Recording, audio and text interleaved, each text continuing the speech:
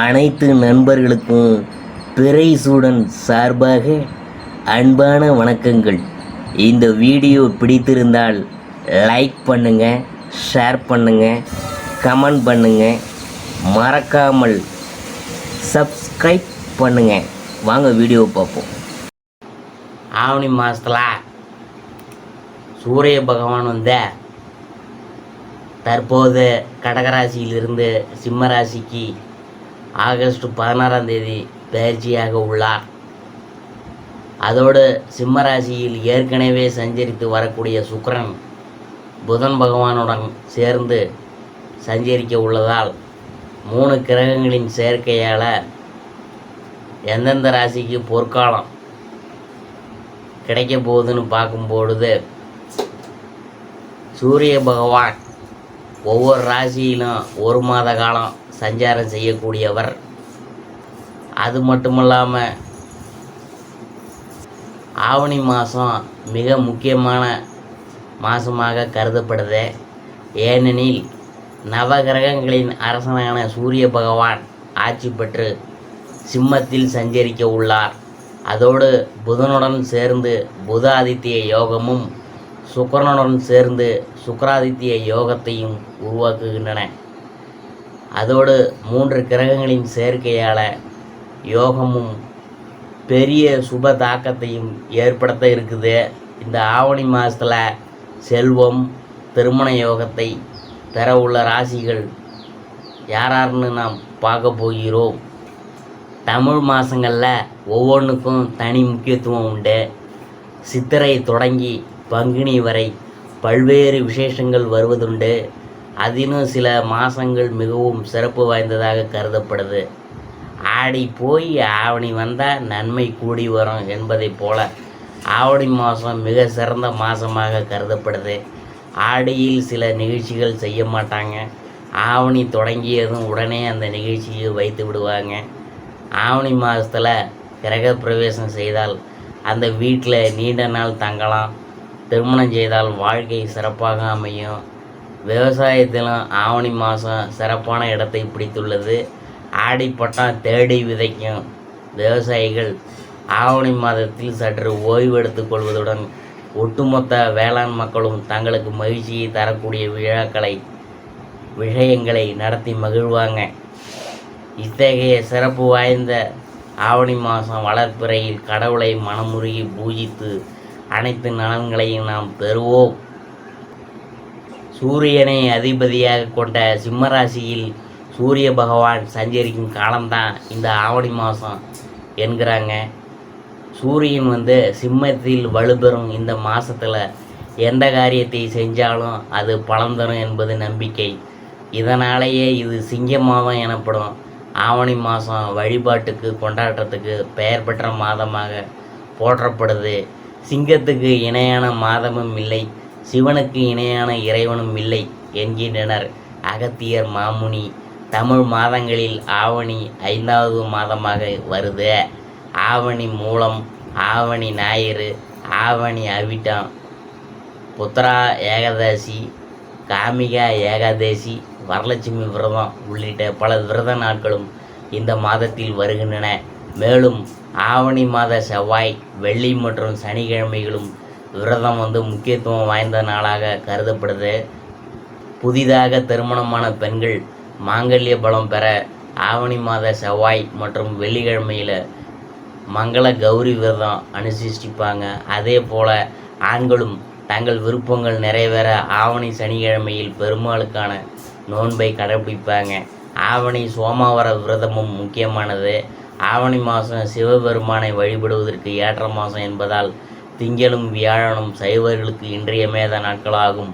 ஆவணி மாத ஞாயிற்றுக்கிழமை சூரிய வழிபாட்டுக்கு ஏற்ற நாள். அதே போல் 5லிருந்து சூரிய நமஸ்கார வழிபாட்டை தொடருவது நல்லது. சூரிய நமஸ்காரம், யோகா பயிற்சிகள், வேதம் பயில என ஆன்மீக திருவகுப்புகள் செல்ல ஏற்ற மாதம்தான் ஆவணி மாதம். இந்த மாதத்தில் புதுமனை புகுந்தால் அந்த வீட்டில் சிறப்பான வாழ்க்கை அமையும். இந்த மாதத்தில் திருமணம் செய்தால் வாழ்க்கை இன்பமாக அமையும் என்பதெல்லாம் நம்பிக்கை. அநேக தீமைகள் ஒழிந்து மங்களங்கள் சூழும் இந்த மாதம் நம்பிக்கைக்கும் நன்மைக்கும் ஏற்ற மாதம் என்று பெரியோர்களால் சொல்லப்படுது. எனவே இந்த மாதத்தில் இறைவனை வழிபட்டு இன்புற்று வாழ்வோம். ஆவணி மாத ராசி பலன்களில் அடுத்ததாக நாம் பார்க்க போகிறது மகர ராசி. மகர ராசியில் உத்திராடம் 2, 3, 4 பாதம், அதை பற்றி தான் நாம் பார்க்க போகிறோம். அன்பும் பாசமும் கருணையும் ஒருங்கே அமையப்பெற்ற உங்களுக்கு இந்த மாதம் உடல் அசதி குறையும், மனதில் ஏதாவது கவலை இருந்து கொண்டே இருக்கும், திட்டமிட்டு செயலாற்றுவதில் பின்னடைவு ஏற்படலாம், பக்தியில் நாட்டம் அதிகரிக்கும், அக்கம் பக்கத்தில் இருக்கிறவங்கள்ட்ட சில்லறை சண்டைகளை உண்டாகலாம், பயணங்களில் தடங்கள் ஏற்படலாம், கொடுத்த வாக்கை காப்பாற்றுறதில் உறுதியாக இருப்பீங்க. நட்சத்திரநாதன் அஷ்டமஸ்தானத்தில் சஞ்சரிக்கிறார். தொழில் வியாபாரம் தொடர்பான சிக்கல்கள்லாம் தீரும், பணவரவு திருப்தி தரும், வாடிக்கையாளர்களுக்கு உத்தரவாதங்கள் தரும்போது கவனமாக இருக்கணும். உத்தியோகத்தில் இருக்கிறவங்க வேலைப்பளு இருப்பது போல் உணருவாங்க. மேலதிகாரிகள்லாம் நீங்கள் செய்கிற செயலில் குறை சொல்லுவாங்க. அதனால் பார்த்து கவனமாக இருக்கணும். உங்கள் உழைப்புக்கான அங்கீகாரம் கிடைக்கும். குடும்பத்தில் நீண்ட நாட்களாக இருந்து வந்த சில்லறை சண்டைகள் தீரும். கணவன் மனைவி ஒருவருக்கொருவர் பேசி எடுக்கும் முடிவுகள் நன்மை தரும். பிள்ளைகளின் படிப்பில் அக்கறை காட்டுவது நல்லது. நண்பர்கள் உறவினர்கள் வகையில் இருந்து வந்த இறுக்கம் மாறும். காரியங்களில் பின்னடைவு ஏற்படலாம். மற்றவங்கள்ட்ட சில்லறை சண்டைகள் ஏற்படாமல் இருக்க கவனமாக பேசி பழகுவது நல்லது. கலைத்துறையினருக்கு புதிய ஆர்டர் விஷயமாக வெளியூர் செல்ல நேரிடலாம். பழைய பாக்கிகள் வசூலிப்பதில் வேகம் காண்பீங்க. புதிய ஒப்பந்தங்கள் கையெழுத்திட நினைப்பவங்க அதற்கான ஆலோசனைகளில் ஈடுபடுவது நல்லது. அரசியல் துறையினருக்கு வேலையாக முக்கிய நபர்களை சந்திக்க வேண்டியது இருக்கும்.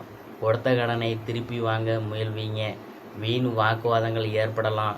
கவனமாக பேசுவது நல்லது. நண்பர்களிடம் முக்கிய விஷயங்களை ஆலோசனை செய்வதையும் அடுத்தவர் பற்றி பேசுவதையும் தவிர்ப்பது நல்லது. மாணவர்களுக்கு கல்வியில் இருந்த மெத்தனமான போக்கு மாறும். புத்தகம் நோட்டுகளை இரவல் கொடுக்கும்போது கவனமாக இருக்கணும். அடுத்தது நாம் பார்க்க போகிறது பரிகாரம் என்னன்னு பார்க்கும்பொழுது, திங்கட்கிழமை தோறும் அங்காள பரமேஸ்வரியை வணங்க பிரச்சனைகள் சுமூகமாக முடியும், மனக்குறை நீங்கும். அடுத்தது நாம் பார்க்க போகிறது திருவோணத்தை பற்றி தான். மற்றவங்களிடம் இருந்து மாறுபட்டு தனித்தன்மையுடன் செயலாற்றும் குணமுடைய உங்களுக்கு இந்த மாதம் உடல்நிலை தேரும். செலவு கட்டுக்குள் இருக்கும். காரிய தடைகள் நீங்கும். தந்தையாரின் உடல் நலனில் முன்னேற்றம் ஏற்படும். கொடுக்கல் வாங்கலில் கவனமாக செயல்படுவது நல்லது. தொழில் வியாபாரத்தில் மெத்தன போக்கு காணப்பட்டாலும் பணவரவு நல்லா இருக்கும். சரக்குகளில் கவனமாக கையாள்வது நல்லது. சுகஸ்தானத்தில் குரு ராகு இணைந்து சஞ்சரிக்கிறாங்க. வியாபாரம் நிமித்தமாக வெளிநாடு போக வேண்டியது இருக்கும். உத்தியோகத்தில் இருக்கிறவங்கள்ட்ட வீண் அலைச்சல் குறையும். உத்தியோகம் தொடர்பான இடமாற்றம் உண்டாகலாம். மேலிடத்துடன் இருந்து வந்த கருத்து வேறுபாடுகள் மறைந்து சந்தோஷமான சூழ்நிலை ஏற்படலாம். குடும்பத்தில் இருந்த பிரச்சனைகள் குறையும். கணவன் மனைவிக்கிடையே இருந்த பூசல்கள் நீங்கி ஒற்றுமை உண்டாகும்.